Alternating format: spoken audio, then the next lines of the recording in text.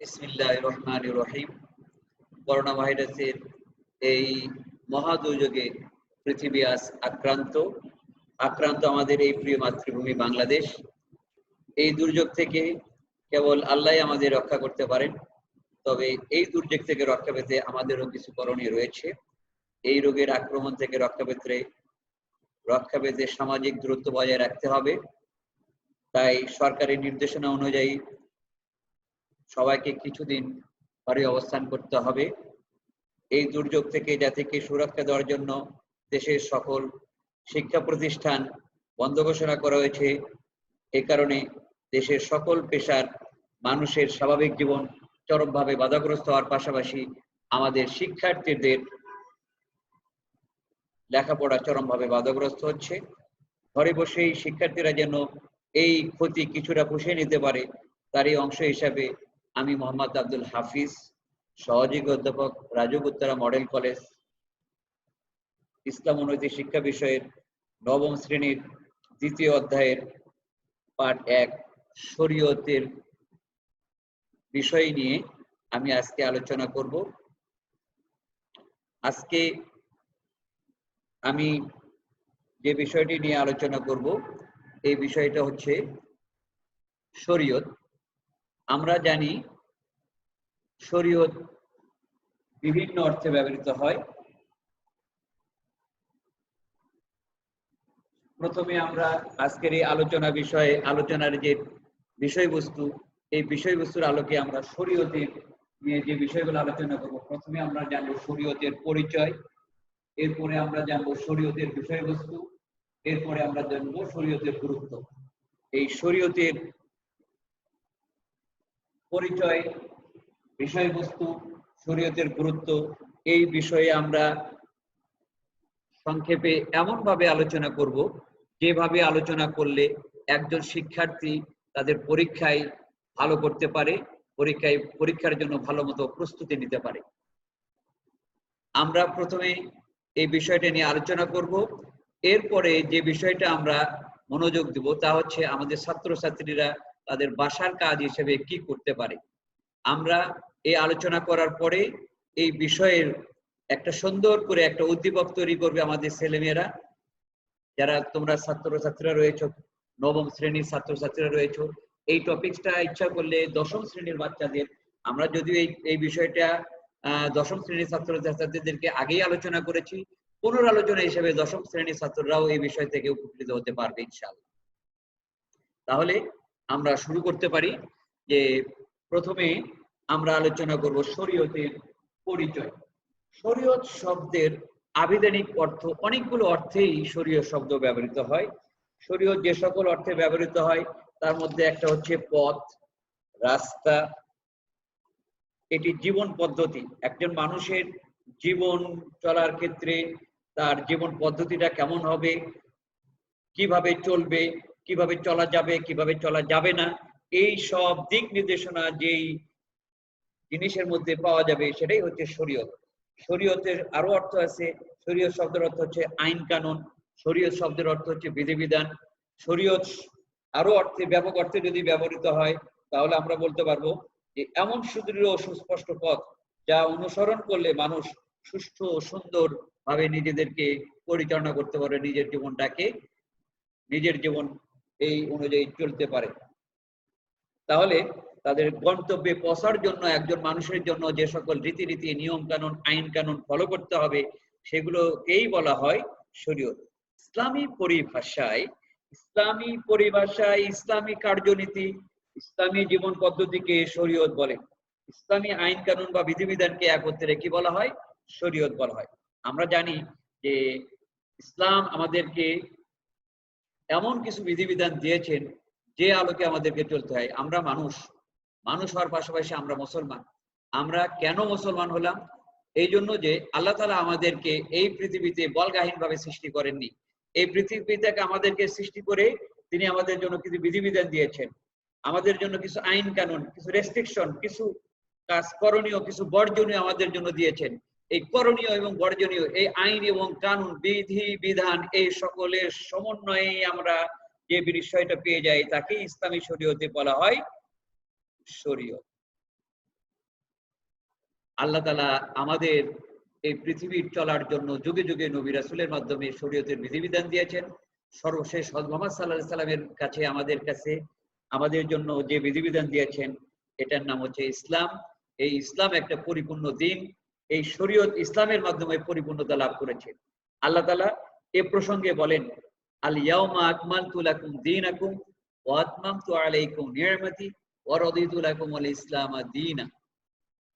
এর অর্থ হচ্ছে, আজকে আমি তোমাদের জন্য তোমাদের দ্বীনকে পূর্ণাঙ্গ করলাম, আমার নিয়ামত সমূহ সম্পন্ন করলাম এবং ইসলামকে জীবন বিধান হিসেবে মনোনীত করলাম। এই আয়াত দ্বারা স্পষ্টভাবে বোঝা যাচ্ছে যে ইসলাম একটা পরিপূর্ণ জীবন ব্যবস্থা। ইসলামী শরীয়ত যেটা, এটা মানব জীবনের সাথে সংশ্লিষ্ট সকল সমস্যার সমাধান এই শরীয়তে বিদ্যমান। মানুষের ব্যক্তিগত জীবন, পারিবারিক জীবন, সামাজিক জীবন, জাতীয় জীবন, অর্থনৈতিক, সাংস্কৃতিক জীবনের চলার পথে যে সকল বিষয়ে মানুষকে চলাচল করতে হয়, যে সকল সমস্যার সম্মুখীন হতে হয়, সকল সমস্যার সমাধান ইসলামে পরিপূর্ণভাবে দেয়া আছে বিধায় এই দিনকে বলা হয় পরিপূর্ণ দিন। এছাড়া আল্লাহ তাআলা কোরআন মাজিদে অন্য জায়গায় আলোচনা করেছেন, মা ফাররাতনা ফিল কিতাবি মিন শাই, আমি কিতাবে কোনো কিছু বাদ রাখিনি। এই যে শরীয়ত, এই শরীয়তের আমরা কিভাবে এই শরীয়তটা পেয়ে যাব? আমরা কি যে কোনো লোকের অনুসৃত জীবন আমরা যদি অনুসরণ করি তাহলেই কি আমরা পরিপূর্ণ শরীয়ত পেয়ে যাব? না, আমরা যা কিছু ইচ্ছা, আমাদের মন গড়া ইচ্ছা মতো কোনো কিছু অনুসরণ করলেই কিন্তু শরীয়ত হবে না। শরীয়তের কিছু উৎস রয়েছে, এই উৎসগুলোকে আমাদেরকে কি করতে হবে? ফলো করতে হবে, অনুসরণ করতে হবে। শরীয়তের উৎস হচ্ছে চারটি। শরীয়তের উৎস চারটি। আমরা শরীয়তের চারটি উৎস সম্পর্কে জানবো। প্রথমে যে উৎসটা হচ্ছে, সেই উৎসের নাম হচ্ছে কোরআন মাজিদ।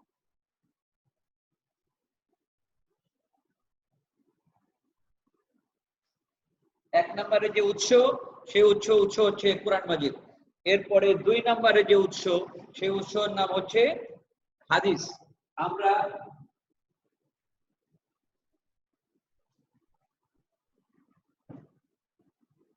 আমরা শরীয়ত যদি অনুসরণ করতে চাই তাহলে আমাদেরকে চারটা উৎসই আমাদেরকে কি করতে হবে? অনুসরণ করতে হবে। প্রথমে আমাদেরকে কোরআন মাজিদের অনুসরণ করতে হবে। দুই নম্বর হচ্ছে সুন্নাহ বা হাদিস।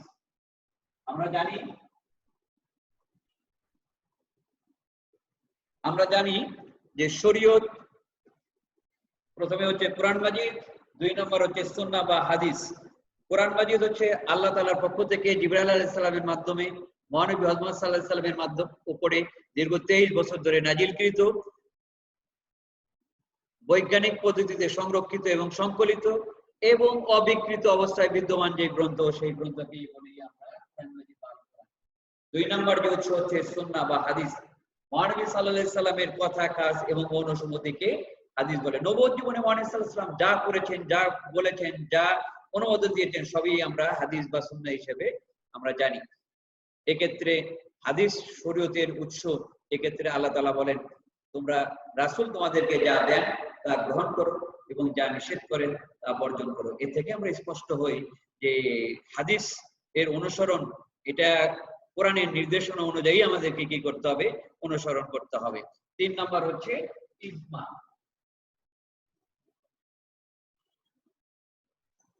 তিন নম্বর উৎস হচ্ছে ইজমা।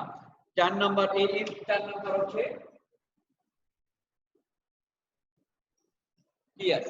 ইজমা হচ্ছে যখন আমরা মানুষ হিসেবে আমরা সসীম জ্ঞানের অধিকারী, অনেক বিষয় থাকবে, যুগের পরিবর্তনে নতুন নতুন সমস্যা সৃষ্টি হবে, যে সকল সমস্যার সমাধান কোরআন মাজিদ এবং হাদিসে সরাসরি থাকবে না। মুসলিম উম্মার যারা বিশেষজ্ঞগণ রয়েছেন তারা কি করবেন? এই কোরআন হাদিস এবং এই হাদিসের আলোকে পুরাতন সমস্যার যে সমাধান দেওয়া হয়েছে, নতুন উদ্ভূত যে সমস্যা থাকবে সেই সমস্যার সমাধান দেবেন এই কোরআন এবং হাদিসের আলোকে। তারা গোটা মুসলিম বিশ্বের উম্মাহ যখন কোনো বিষয়ে একমত পোষণ করে যে সমাধান দেবেন, সেটাকে বলা হবে ইজমা। চার নম্বর হচ্ছে কিয়াস। কিয়াস হচ্ছে ব্যক্তিগত রায়, ব্যক্তিগত অভিমত। মানুষ নিজের চিন্তা ভাবনা গবেষণা করে কোরআন এবং হাদিস এবং ইজমার আলোকে পুরাতন কোন সমস্যার সমাধান দিয়ে আসে, ওটার পরে চিন্তা ভাবনা করে নতুন সমস্যার সমাধান দেবে, এটাকেই বলা হবে কিয়াস। এক্ষেত্রে কিয়াস যে শরীয়তের উৎস, এক্ষেত্রে আল্লাহ তাআলা বলেন রাসূল তোমার মানে আল্লাহ তাআলা কোরআন মাজিদে বলেছেন, হে জ্ঞানবানগণ তোমরা উপদেশ গ্রহণ করো, ফাতাবিরু ইয়া উলিল আবসার ইয়া উলিল আলবাব। এভাবে আল্লাহ তাআলা বলেছেন যে হে জ্ঞানবান তোমরা কি করো, চিন্তা ভাবনা করো, গবেষণা করো।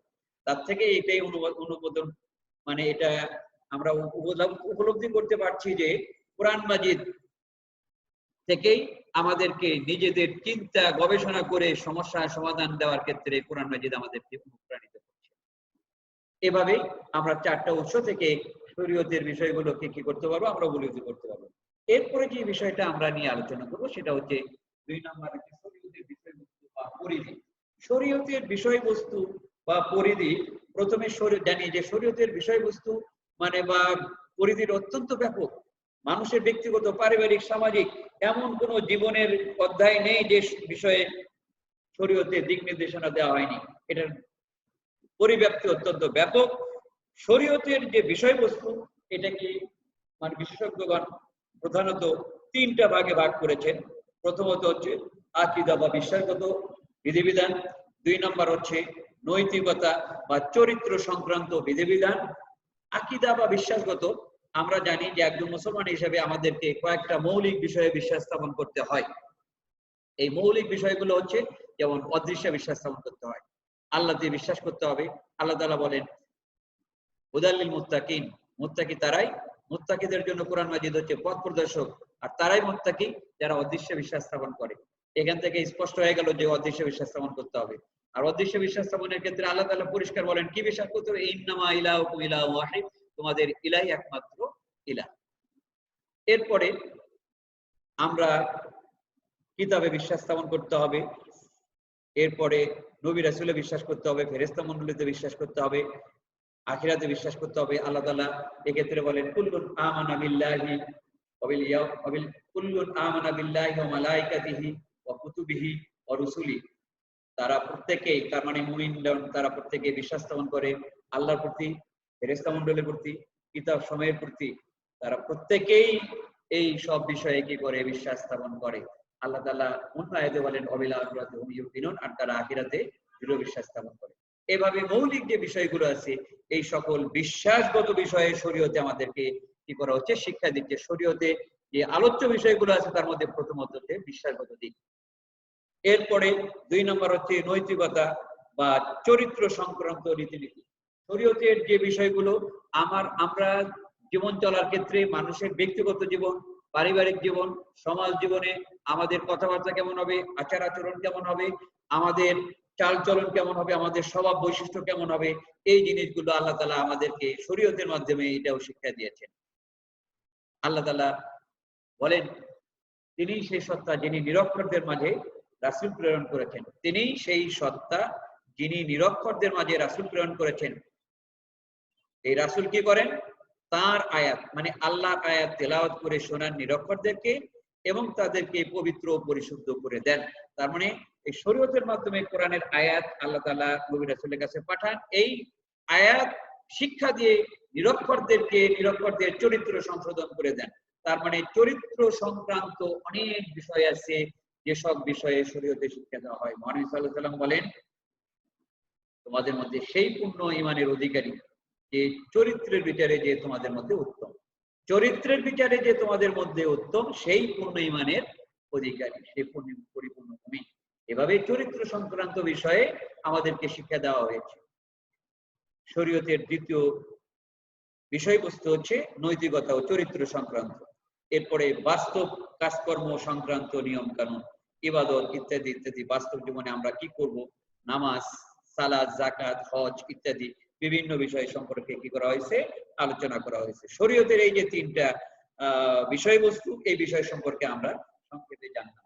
মানুষের সব ধরনের আচার আচরণ, চিন্তা চেতনা, উপরিক্ত 3টি বিষয়ের, এই যে আমরা 3টা বিষয় আলোচনা করলাম, একটা হচ্ছে আকীদা বা বিশ্বাসগত, 2 নম্বর বললাম নৈতিকতা বা চরিত্র সংক্রান্ত, বাস্তব কাজকর্ম সংক্রান্ত নিয়ম কানুন। এই সবগুলো আমাদের জীবনের সকল কর্মকাণ্ড এই 3টার অন্তর্ভুক্ত। এই 3টার আওতার বহির্ভূত কোনো কিছুই আর থাকে না। ফলে আর্থসামাজিক, সাংস্কৃতিক, রাজনৈতিক, ধর্মীয় সকল কাজই শরীয়তের আওতাভুক্ত। আমরা এতক্ষণ শরীয়তের পরিচয় এবং শরীয়তের বিষয়বস্তু সম্পর্কে জানতে পারলাম। এরপরে আমরা যে বিষয়টা জানবো সেটা হচ্ছে শরীয়তের গুরুত্ব। আমাদের শরীয়ত সম্পর্কে জেনে, শরীয়তকে মেনে আমাদের লাভ কি? শরীয়তকে যদি আমরা অনুসরণ করি তাহলে আমাদের লাভ কি, না করলে আমাদের ক্ষতি কি? আমরা কোনো একটা জিনিস তখনই করি যেটা করলে আমাদের লাভ কি, না করলে আমাদের ক্ষতি কি। এই করলে যদি লাভ না থাকে আর না করলে ক্ষতি যদি না থাকে তাহলে আমরা ওই বিষয়টি খুব একটা গুরুত্বমূলক অনুধাবন করি না বা ওই জিনিসটা তখন আমরা করি না। তো যে জিনিসটার গুরুত্ব থাকে, যখন সেটা করলে আমাদের লাভ হয় আর না করলে ক্ষতি হয়, এটার গুরুত্ব অত্যন্ত বেশি। সুতরাং শরীয়তের গুরুত্ব সম্পর্কে আমরা জানবো। শরীয়ত অত্যন্ত গুরুত্বপূর্ণ, কারণ শরীয়তের মাধ্যমেই আমরা আমাদের জীবন চলার যে লক্ষ্য, এই লক্ষ্যে পৌঁছতে পারবো। শরীয়ত ছাড়া আমরা আমাদের লক্ষ্যহীন ভাবে যেখানে সেখানে ঘুরে পরবর্তী জীবন, দুনিয়ার জীবনও আমাদের হবে ক্ষতিকর, এবং পরলোকের জীবনও আমাদের জন্য অত্যন্ত কষ্টের হবে। এই জন্য আমাদেরকে কি করতে হবে? শরীয়তের অনুসরণ অত্যন্ত জরুরি। কারণ শরীয়ত এক্ষেত্রে আল্লাহ তাআলা বলেন, অতঃপর আমি আপনাকে শরীয়তের উপরে প্রতিষ্ঠিত করেছি, সুতরাং আপনি তার অনুসরণ করুন আর আপনি অজ্ঞদের খেয়াল খুশির অনুসরণ করবেন না। এই আয়াত থেকে স্পষ্ট হওয়া গেল যে শরীয়তের গুরুত্ব কতটুকু। শরীয়তের গুরুত্ব কতটুকু? শরীয়তের অনুসরণ হচ্ছে ফরজ, শরীয়তের জ্ঞান অর্জন করা হচ্ছে ফরজ। মহানবী সাল্লাল্লাহু আলাইহি সাল্লামকে আল্লাহর দেয়া শরীয়তের অনুসরণ করতে বলা হচ্ছে, এবং আমরা দুনিয়ার জীবনে যারা বিভিন্ন মতবাদ পেশ করি, এই সকল মতবাদের অনুসরণকে অজ্ঞদের মতবাদ হিসেবে উল্লেখ করে আল্লাহ তাআলা এখানে কি বলছেন? অতঃপর আমি আপনাকে শরীয়তের উপর প্রতিষ্ঠিত করেছি, সুতরাং আপনি তার অনুসরণ করুন আর আপনি অজ্ঞদের খেয়াল খুশির অনুসরণ করবেন না। তাহলে আমরা এখান থেকে স্পষ্ট বুঝতে পারলাম, তাছাড়া আল্লাহ তাআলা পরিষ্কার বলেছেন, তোমরা আল্লাহর আনুগত্য করো এবং রাসূলের আনুগত্য করো, যদি না করো তবে জেনে রাখো আল্লাহ কাফিরদের পছন্দ করেন না। এখান থেকে আমরা বুঝতে পারলাম যে শরীয়তের অনুসরণ হচ্ছে ফরজ। এরপরে আমরা যদি আসি যে কঠিন শাস্তি থেকে মুক্তি, আমরা যদি শরীয়তের অনুসরণ না করি তাহলে আমরা কিন্তু কঠিন শাস্তির মুখোমুখি হব। এই শরীয়তের অনুসরণের আবার একটা ব্যাপার আছে, যে শরীয়তের অনুসরণ আমরা কতটুকু করব। শরীয়তের অনুসরণ পূর্ণভাবে করতে হবে, পরিপূর্ণরূপে ভাবে আমাদের শরীয়তের অনুসরণ করতে হবে। যদি আমরা কিছু অনুসরণ করি, কিছু বাদ দিই, যেমন একটা গাড়ি আছে, একটা মোটর গাড়িতে যদি আমরা কি করি, কিছু চাকা ঠেলা গাড়ি, কিছু গরুর গাড়ি, কিছু মোটর গাড়ি, বিভিন্ন গাড়ির চাকা যদি আমরা লাগাই, অথবা একটা মোটর সাইকেলের ইঞ্জিন, আবার চাকা হচ্ছে গরুর গাড়ি ইত্যাদি, এইভাবে যদি লাগাই তাহলে আমাদের যেরকম ওই গাড়ি চলবে না। অনুরূপ ভাবে শরীয়তের অনুসরণ করতে হবে পূর্ণভাবে, যেভাবে কোরআন, হাদিস, ইজমা এবং কিয়াসের মাধ্যমে আমরা পেয়ে থাকি। তো সুতরাং শরীয়তের যদি পূর্ণ অনুসরণ আমরা করি তাহলে আমরা কঠিন শাস্তি থেকে মুক্তি পাবো এবং দুনিয়ার জীবনের লাঞ্ছনা থেকেও মুক্তি পাবো। তাহলে এই পয়েন্টে আমরা যে শরীয়তের গুরুত্ব আলোচনা করলাম, প্রথম পয়েন্টে আমরা বললাম যে শরীয়তের অনুসরণ হচ্ছে ফরজ। এক্ষেত্রে দুটো আয়াত আমরা বলেছি, একটা বলেছে অতঃপর আমি আপনাকে শরীয়তের উপর প্রতিষ্ঠিত করেছি, সুতরাং আপনি তার অনুসরণ করুন আর আপনি অজ্ঞদের খেয়াল খুশির অনুসরণ করবেন না। এর ছাড়া আল্লাহ তাআলা আরো বলেন, তোমরা আল্লাহর আনুগত্য করো এবং রাসূলের আনুগত্য করো, যদি না করো তবে জেনে রাখো আল্লাহ কাফিরদের পছন্দ করেন না। তাহলে শরীয়তের অনুসরণ হচ্ছে ফরজ, কিন্তু ফরজ এই জন্য এই জিনিসটা কিন্তু আমাদেরকে দিতে হবে।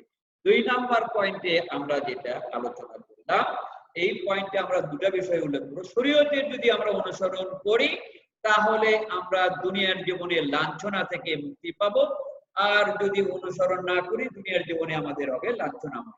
আর যদি অনুসরণ করি পরকালের শাস্তি থেকে মুক্তি পাবো, আর না করি পরকালে কঠিন শাস্তি ভোগ করতে হবে। এই প্রসঙ্গে আল্লাহ তাআলা বলেন, আফাতুমিনুনা বিবা'দিল কিতাব ওয়া তাকফুরুনা বিবা'দ, তোমরা কিতাবের কিছু অংশের প্রতি ঈমান আনো আর কিছু অংশের প্রতি কুফরি করো বা অস্বীকার করো, কিছু অনুসরণ করো আর কিছু অনুসরণ করো না। এইরকম কি করো? এটা সরল অনুবাদ হচ্ছে, তোমরা কি কিতাবের কিছু অংশের প্রতি ঈমান আনো আর কিছু অংশ অস্বীকার করো?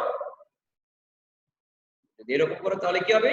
ফামা জাযাউ মান ইয়াফআলু যালিক ইল্লা খিzyun ফিল হায়াতিদ দুনিয়া ওয়া ইয়াওমাল কিয়ামাতি ইউরাদ্দুনা ইলা আশাদ্দিল আযাব। আল্লাহ তাআলা বলছেন যে যে বা যারা এরকম করবে, ফামা জাযাউ মান ইয়াফআলু যালিক, যে এরকমই করবে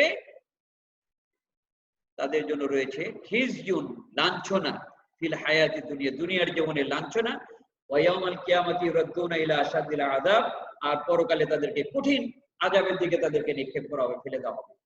এই আয়াত থেকে আমরা স্পষ্ট হলাম শরীয়তের অনুসরণটা কতটা জরুরি। সুতরাং আমাদেরকে শরীয়ত সম্পর্কে জ্ঞান অর্জন করতে হবে। এরপরে শরীয়ত আমাদেরকে কেন অনুসরণ করতে হবে? শরীয়তের মাধ্যমেই আমরা হালাল হারাম সম্পর্কে জানি। কারণ আমাদেরকে হালাল অনুসরণ করতে হবে এবং হারাম বর্জন করতেই হবে, না হলেও আমরা কঠিন শাস্তির মুখোমুখি হব। শরীয়তের মাধ্যমে আমরা হালাল হারাম সম্পর্কে জানতে পারবো। আল্লাহ তাআলা শরীয়তের মাধ্যমে আমাদেরকে হালাল হারাম, কোরআন হাদিস ইজমার মাধ্যমে আমাদেরকে হালাল হারাম শিক্ষা দেন। আল্লাহ তাআলা বলেন, হে মানব মণ্ডলী, তোমরা পৃথিবীর হালাল ও পবিত্র বস্তু আহার করো। আর এই হালাল ও হারামের মাপকাঠি হচ্ছে শরীয়ত।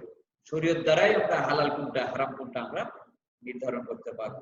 হালাল হারামের পার্থক্য শরীয়তের মাধ্যমেই সম্ভব, অন্য কোনো ভাবে আমরা নিজেদের মন গড়া ভাবে হালাল হারাম নির্ধারণ করতে পারবো না। আল্লাহ তাআলা বলেন, হালাল্লাহুল বাই'a ওয়া হারামার রিবা, তোমাদের জন্য ব্যবসাকে হালাল এবং সুদকে হারাম করা হয়েছে। এভাবে বিভিন্ন ভাবে আমাদের জীবনে হালাল হারামের প্রয়োজনীয়তা অপরিসীম। এছাড়া এরপরে সুতরাং আমরা হালাল হারামকে যদি বেঁচে চলতে চাই তাহলে আমাদেরকে কি করতে হবে? শরীয়তের অনুসরণ করতে হবে। ইবাদত সম্পর্কে জ্ঞান অর্জন। আমরা যদি ইবাদত করতে চাই, কারণ ইবাদত করতেই হবে, আল্লাহ তাআলা আমাদেরকে সৃষ্টি করেছেন ইবাদতের জন্য। আল্লাহ তাআলা বলেন, ওমা খালাকতুল জিন্না ওয়াল ইনসা ইল্লা লিয়াবুদুন, আমি মানুষ এবং জিনকে ইবাদতের জন্যই সৃষ্টি করেছি। সুতরাং ইবাদতের জন্যই যেহেতু আল্লাহ তাআলা আমাদেরকে সৃষ্টি করেছেন, ইবাদত না করে আমাদের কোনো রেহাই নেই, রক্ষা নেই। আমাদের ইবাদত করতে হবে। আর এটা করতে গেলেও আমাদেরকে কি করতে হবে? শরীয়তের অনুসরণ করতে হবে। কারণ শরীয়তের অনুসরণ ছাড়া বিভিন্ন জন কেউ মনে করবে যে এই পীর বাবা অত্যন্ত ভক্ত, মানে আল্লাহ তাআলার খাস বান্দা, তার যদি পায়ে সিজদা করি তাহলেই আমি মুক্তি পাবো, এইভাবে পীর বাবার ইবাদত করবে, দেখা যাবে তার জীবনের সমস্ত আমল বরবাদ হয়ে যাবে। সুতরাং আমাদেরকে শরীয়তের অনুসরণ করেই আমাদেরকে কি করতে হবে? ইবাদত বন্দেগী করতে হবে। ইবাদত করতে গেলে আমাদেরকে শরীয়তের অনুসরণ করতে হবে। আল্লাহ তাআলা আমাদেরকে শিক্ষা দিয়েছেন কিভাবে সালাত আদায় করতে হবে, কখন সালাত আদায় করতে হবে। আল্লাহ তাআলা আমাদের শিক্ষা দিয়েছেন কিভাবে সাওম পালন করতে হবে। আল্লাহ তাআলা বলেন, কুতিবা আলাইকুমুস সিয়ামু কামা কুতিবা আলাল্লাযীনা মিন قبلكم يا أيها الذين آمنوا كتب عليكم الصيام كما كتب على الذين من قبلكم لعلكم تتقون।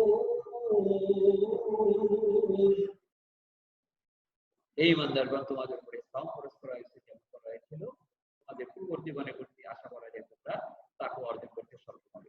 সুতরাং তাকওয়া অর্জনের জন্য, এই ইবাদত পালনের জন্য আমাদেরকে কি করতে হবে? শরীয়তের অনুসরণ করতে হবে।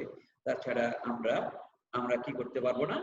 আমরা পরকালে আমাদের ইবাদত সম্পর্কে আল্লাহর কাছে যে জবাবদিহি করতে হবে, এর থেকে আমরা নিস্তার পাবো না। এরপরে হচ্ছে শরীয়ত আমাদেরকে আমাদের চরিত্র সংশোধন করে দেয়। চরিত্র যদি সুন্দর করতে চাই তাহলে আমাদের কি করতে হবে? শরীয়তের অনুসরণ করতে হবে। আল্লাহ তাআলা মুহাম্মদ সাল্লাল্লাহু আলাইহি ওয়াসাল্লামের চরিত্র অনুসরণ করার জন্য আমাদেরকে নির্দেশ দিয়েছেন। কারণ আল্লাহ তাআলা বলেন, ওয়াফি রাসূলিল্লাহি উসওয়াতুন হাসানাহ ওয়া লাকুম ফি রাসূলিল্লাহি উসওয়াতুন হাসানাহ, তোমাদের জন্য আল্লাহ রাসূলের জীবনে রয়েছে উত্তম আদর্শ। এই উত্তম আদর্শ, উত্তম, ইন্নাকা লাআলা খুলুকিন আযীম, অবশ্যই আপনি উত্তম চরিত্রের উপরে সুপ্রতিষ্ঠিত। মুহাম্মদ সাল্লাল্লাহু আলাইহি ওয়াসাল্লাম বলেন, উত্তম চরিত্রের পূর্ণতা দানের জন্যই আমি প্রেরিত হয়েছি। সুতরাং শরীয়তের অনুসরণের মাধ্যমেই আমাদের চরিত্র কি করতে হবে? সংশোধন করতে হবে। এছাড়া দুনিয়ার জীবনে ন্যায়, ইনসাফ, আদল কায়েম করার জন্য কি দরকার? শরীয়তের অনুসরণ দরকার। দুনিয়ার জীবনে শান্তি স্থাপনের জন্য শরীয়তের অনুসরণ দরকার। তাই আমরা আজকের আলোচনা থেকে তোমরা বাচ্চারা যারা 9-এর 9ম শ্রেণীতে পড়াশোনা করছো, তারা যখন শরীয়তের এই গুরুত্ব লিখতে বলা হবে, কোনোভাবে বলা হবে যে একটা উদ্দীপক দিয়ে বলা হবে যে জনৈক ক বলছেন যে আমাদের জীবনের চলার পথ ঐশীর জ্ঞানের মাধ্যমেই নির্ধারণ করে দেওয়া হয়েছে। আমাদের আইন কানুন, আমাদের জীবন চলার যে আইন কানুন পথ কেমন হবে সব নির্ধারণ করে দেওয়া হয়েছে ঐশী জ্ঞানের মাধ্যমে। এটার অল্প কয়েকটা উৎস রয়েছে, যে উৎসের মাধ্যমেই আমরা এই বিষয়টা জানতে পারি। এই উদ্দীপকটার মাধ্যমে এখন যদি প্রশ্ন করা হয় যে উদ্দীপকে কোন বিষয়ে আলোচনা করা হয়েছে, বিষয়টা গুরুত্ব ব্যাখ্যা করো। উদ্দীপকে আমাদের জন্য আইন কানুন পথ পদ্ধতি, এটা হচ্ছে কি শরীয়ত, শরীয়তের গুরুত্ব আলোচনা করতে বলা হয়েছে। তাহলে আমরা বলবো শরীয়তের অনুসরণ করা হচ্ছে ফরজ। এক্ষেত্রে আল্লাহ তাআলা কি বলেন? এরপরে পয়েন্টটা হবে শরীয়ত আমাদেরকে কি করে? দুনিয়ার জীবনে লাঞ্ছনা থেকে মুক্তি দেয়। শরীয়ত আমাদেরকে পরকালের শাস্তি থেকে মুক্তি দেয়। এরপরে হালাল হারাম বাছার ক্ষেত্রে শরীয়তের অনুসরণ অত্যন্ত জরুরি। ইবাদত পালনের জন্য আমাদের দরকার শরীয়ত, সুতরাং ইবাদত করার জন্য শরীয়তের আমাদের প্রয়োজন। এরপরে হচ্ছে আমাদের চরিত্র গঠনেও শরীয়তের প্রয়োজন। অতএব আমি আজকে যে আলোচনা থেকে যে বিষয়টা আলোচনা করলাম, শরীয়ত কি, শরীয়ত কাকে বলে, অথবা শরীয়তের পরিচয় ব্যাখ্যা করো। এরপরে আলোচনা করেছিলাম যে শরীয়তের বিষয়বস্তু ব্যাখ্যা করো, শরীয়তের বিষয়বস্তুগুলো অথবা শরীয়তের পরিধি ব্যাখ্যা করো। এরপরে মানে আরেকটা প্রশ্ন করেছি শরীয়তের গুরুত্ব। এতক্ষণ আমার আলোচনার মাধ্যমে যে বিষয়গুলো ফুটে উঠলো, এই বিষয়টা হচ্ছে শরীয়তের পরিচয়, শরীয়তের পরিধি বা বিষয়বস্তু এবং শরীয়তের গুরুত্ব। শিক্ষার্থীরা, তোমরা আজকের এই পাঠটাকে ভালোভাবে কি করবে? মনোযোগ দিয়ে বই পড়বে, আমার লেকচারটাকে ফলো করবে এবং এই আলোকে একটা সুন্দর করে একটা প্রশ্ন তৈরি করে, এই প্রশ্নটা আমি যেভাবে আলোচনা করলাম এই আলোচনার উপরে ভিত্তি করে একটা সুন্দর সৃজনশীল প্রশ্ন তৈরি করে এই প্রশ্নের উত্তর তোমরা কি করবে? যখন কলেজ খুলবে, স্কুল খুলবে, তখন আমাদের কাছে নিয়ে এসে এটা আমাদেরকে দেখাবে। আজকের মতো শরীয়তের উপরে যে আলোচনা এখানে সমাপ্ত ঘোষণা করছি। আসসালামু আলাইকুম ওয়া রাহমাতুল্লাহি ওয়া বারাকাতুহু।